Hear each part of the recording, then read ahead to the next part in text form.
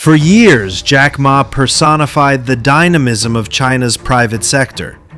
His company Alibaba transformed the way Chinese people shop, pay, and invest. From the earliest days of Taobao and Tmall to the all-in-one convenience of Alipay, Alibaba became a pillar of the nation's economic architecture. Ma's meteoric rise, from an English teacher in Hangzhou to the billionaire founder of a global e-commerce and fintech empire, symbolized China's embrace of entrepreneurial ambition.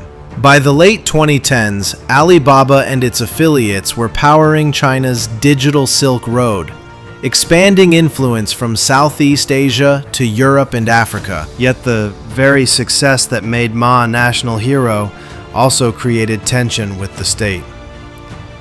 In China's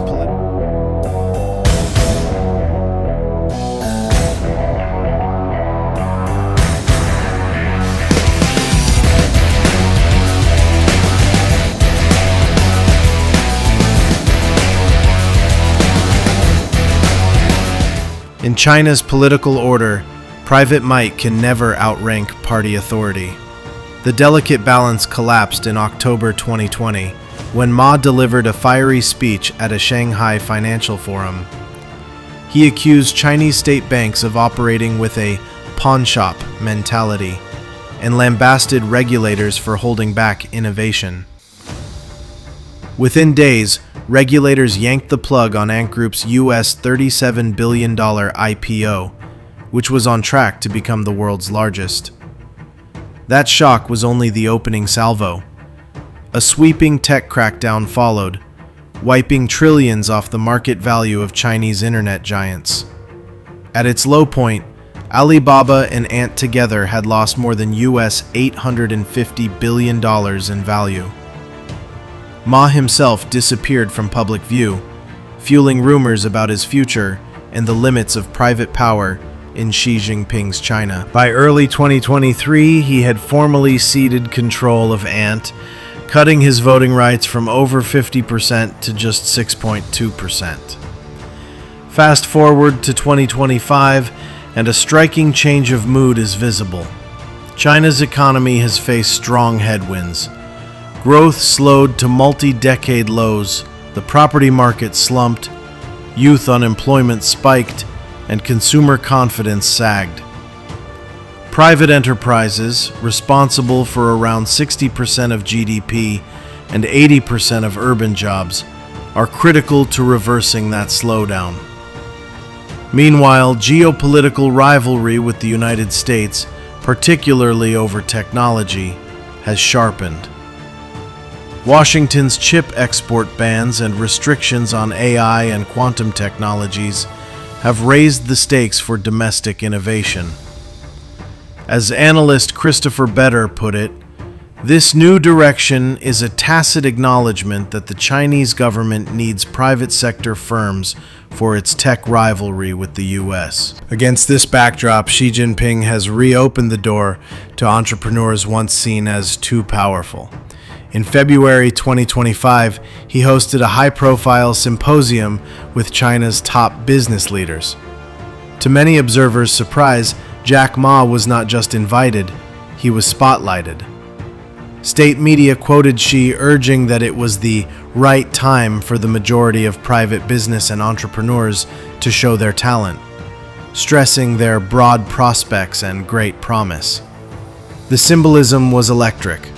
Ma was back on stage, not as a rogue billionaire, but as a partner in China's national mission. Markets responded instantly. News of the meeting sent Alibaba's shares up more than 6% in a single session, and the Hang Seng Tech Index also surged. Investors read it as a green light. Beijing was signaling that the era of pure punishment was giving way to controlled engagement. The Ant Group case underscored the shift. In July 2023, Ant paid a nearly US $1 billion fine to close its regulatory probe, clearing the way for business under a tighter compliance regime. Instead of dismantling Ant, the authorities reshaped it to fit within the state's financial and data security goals. But this is no unconditional pardon. The new relationship is strategic, not sentimental. Private firms are expected to innovate vigorously in artificial intelligence, advanced semiconductors, green energy, and next-generation manufacturing, but always within party priorities. The underlying principle is unmistakable. Private power is tolerated only so long as it strengthens and never challenges Communist Party leadership. Policy signals confirm the recalibration. Regulatory language now emphasizes supporting the healthy development of platform enterprises and encourages risk-taking in technology application, from generative AI to autonomous driving and humanoid robotics. At the same time, party committees within large companies have been strengthened to ensure alignment with national strategies. In effect, China is pivoting from crackdowns to harnessing private ingenuity as a key tool in the tech race with the West. For Jack Ma personally, the easing of tensions is both vindication and caution. He has re-emerged in public, traveling, speaking at education events, and even making occasional appearances at Alibaba functions, yet he remains noticeably more restrained. Gone are the provocative speeches challenging regulators. In their place is a quieter role as seasoned founder and advisor, lending credibility to China's private sector without eclipsing state authority. The stakes extend far beyond one man or one company. With the US-China technology rivalry intensifying, Beijing needs its entrepreneurial heavyweights fully mobilized. Washington has tightened export controls on high-end chips and chip-making equipment, aiming to slow China's advances in AI and supercomputing. Beijing's answer is to supercharge domestic innovation, a mission that requires precisely the kind of rapid problem-solving and global perspective that private tech giants excel at. By signaling a new, if carefully bounded, welcome to figures like Jack Ma, Xi Jinping is aligning market energy with national strategy. Yet uncertainties remain. Can China's private sector maintain its global competitiveness under heavier political supervision? Will talented entrepreneurs continue to take big risks if they fear sudden policy shifts? Investors and innovators alike know that policy pendulums in China can swing sharply. A fresh political or financial shock, say a major data privacy controversy, or renewed worries about financial stability, could bring new regulatory storms. Still, the strategic reset is undeniable. Beijing is demonstrating that it can discipline and empower at the same time, tightening oversight while inviting private capital and talent back into the fold. As Xi put it during the February meeting, it is the right time for entrepreneurs to display their abilities.